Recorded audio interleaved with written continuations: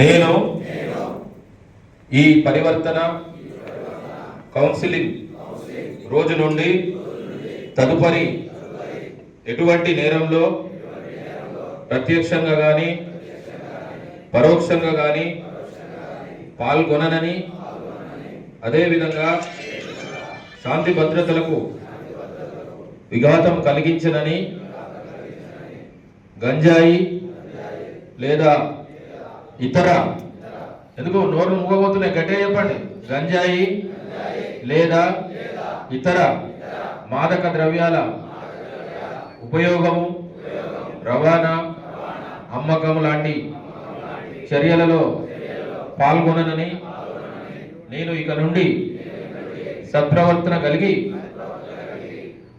నాపై గల చెడు ముద్రను తొలగించేసుకుంటానని, బాధ్యత గల పౌరుడిగా చట్టానికి లోబడి శాంతియుత జీవనాన్ని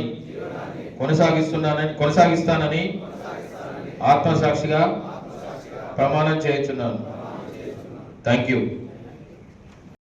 ఆ దానికోసమే మనందరి యొక్క మేధస్సుని ఒక దగ్గర పెట్టి ఆ రోజు దాదాపు 1861 సంవత్సరంలో ఇండియన్ పీనల్ కోడ్ ఒక అనగూడని పదమో అని మనకు 1 నెలల శిక్ష వచ్చి అది 3 నెలలు 4 నెలలు జైలు శిక్ష వస్తే మీరు అనడానికి సాహసిస్తారా?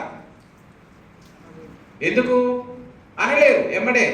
కాబట్టి ఒక వ్యక్తి ఇంకొక వ్యక్తిని ఆయనని మానసికంగా కానీ శారీరకంగా కానీ అది నోటి ద్వారా కానీ లేకపోతే చేతుల ద్వారా కానీ ఇబ్బంది పెడితే నేరము, దానికి శిక్ష ఉంది.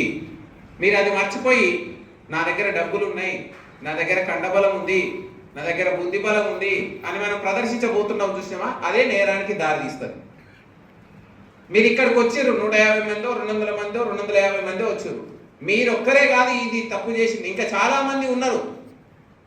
వాళ్ళు కూడా ఇంకా ఇంతకుముందు డిఎస్పీ గారు చెప్పినట్టు 1 కేసు 2 కేసు వాళ్ళ యొక్క ఆచారాల ప్రకారం ప్రతి ఒక్కరికి కొంత మేధస్సు అనేది దేవుడిచ్చాడు.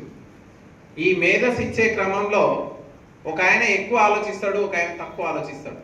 ఆ ఎక్కువ ఆలోచించకపోవడం వల్ల ఇలాంటి కారణాలు ఇలాంటి పరిస్థితులు తావిస్తున్నాయి. మీ అందరినీ ఇక్కడ పిలిచినమంటే ఈరోజు నేను ఆ రోజు ఆ చర్య చేయకపోయి ఉంటే నేను ఈరోజు ఈ నేరానికి బలిగాకపోదును అనేటువంటి మీ